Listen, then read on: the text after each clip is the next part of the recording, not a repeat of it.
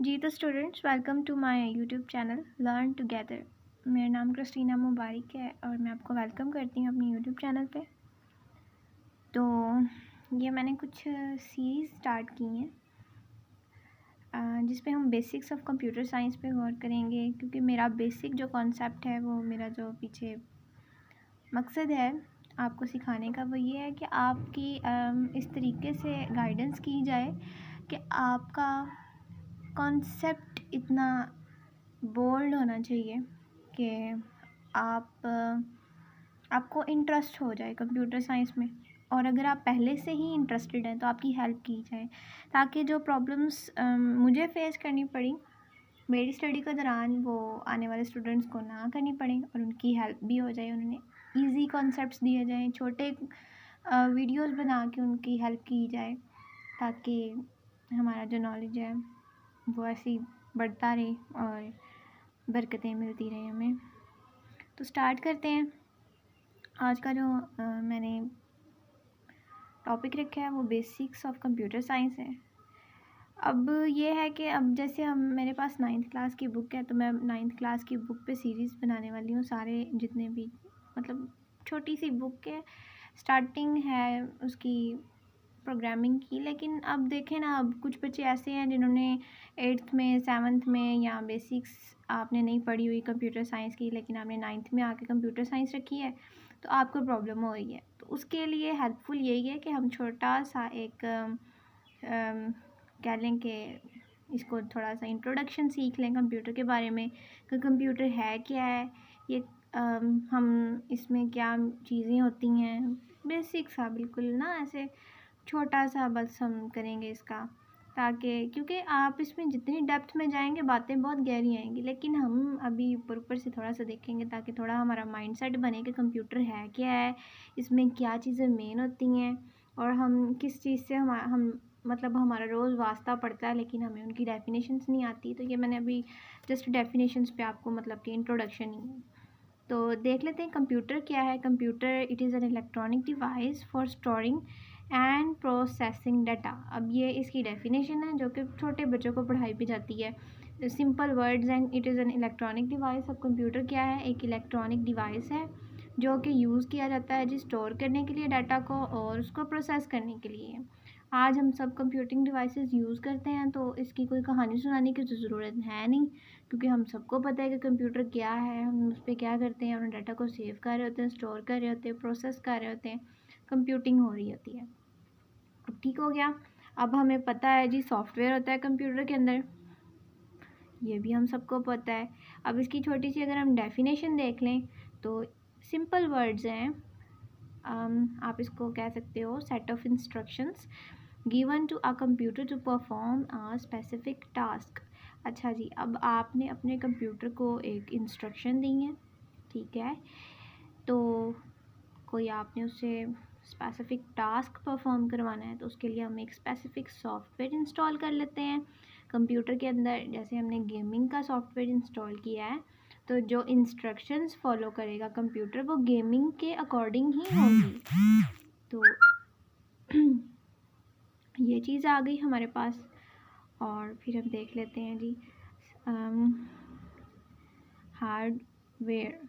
Hardware computer की दो हिस्से होते हैं जी, एक सॉफ्टवेयर होता है, एक हार्डवेयर होता है। सॉफ्टवेयर वो इंस्ट्रक्शंस होती हैं, वो पार्ट होता है कंप्यूटर का जिसको हम टच नहीं कर सकते। और हार्डवेयर, हार्ड जो वर्ड है उसी से हम याद रखेंगे, कॉन्सेप्ट बना लेंगे जहन में कि भाई हार्ड है, भाई हम इसको छू सकते हैं, देख सकते हैं जी, बस ऐसे ही, ठीक है, हार्डवेयर। अच्छा जी, the physical parts of a computer that we can see and touch are hardware. Physical parts computer के जिनको हम देख सकते हैं, छू सकते हैं, वो हमारे पास जी हार्डवेयर होते हैं। अब बड़ी एक मेन चीज़ हमारे पास आ जाती है जी सॉफ्टवेयर। अब सॉफ्टवेयर से हमारा रोज़ का काम है, ठीक है, अब हमें पता भी है, बस माइंड को थोड़ा कॉन्सेप्ट चाहिए, पता हमें सारा ही है, क्योंकि हम रोज़ वर्किंग, अब सारी वर्किंग ही कंप्यूटर पे है। तो देख लेते हैं। सिस्टम सॉफ्टवेयर हमारे पास होता है, यूटिलिटी सॉफ्टवेयर होता है, एप्लीकेशन सॉफ्टवेयर होता है। लेकिन टू मेन टाइप्स जो हैं सॉफ्टवेयर की, वो एप्लीकेशन सॉफ्टवेयर और सिस्टम सॉफ्टवेयर है। तो मैंने यूटिलिटी को ज़्यादा अभी डिस्कस नहीं किया इस वीडियो में, क्योंकि मुझे लगा कि लेंथी हो जाएगी। तो हमें सिर्फ सिस्टम सॉफ्टवेयर और एप्लीकेशन सॉफ्टवेयर पे ही रहना चाहिए। वो आगे फिर हम देखते जाएंगे। कॉन्सेप्ट्स तो हमने सारे क्लियर करने हैं, लेकिन एक आहिस्ता आहिस्ता एक सीरीज़ के साथ चलेंगे, ताकि हमें प्रॉब्लम भी ना हो और हमारी जो कहानियाँ हैं वो भी हम सीखते रहें। ये कहानियाँ हैं सारी जो हमने अपने जहन में रखनी होती हैं, कॉन्सेप्ट्स होते हैं छोटे छोटे। अब देख लेते हैं जी एप्लीकेशन सॉफ्टवेयर और सिस्टम सॉफ्टवेयर। अब हमने याद रखना है कि सॉफ्टवेयर की दो टाइप्स होती हैं, उसमें एप्लीकेशन सॉफ्टवेयर आ जाती है और हमारे पास सिस्टम सॉफ्टवेयर आ जाता है। अब एप्लीकेशन सॉफ्टवेयर जो है, इसमें एप्लीकेंट वर्ड निकलता है जो कि यूज़र के लिए यूज़ हो सकता है। अगर हम इसको याद रखने का सोचें, कॉन्सेप्ट लें, तो एप्लीकेंट यानी कि यूज़र, ठीक हो गया। और सिस्टम सॉफ्टवेयर, सिस्टम कंप्यूटर की ज़ुबान में ना कंप्यूटर को सिस्टम भी कहते हैं।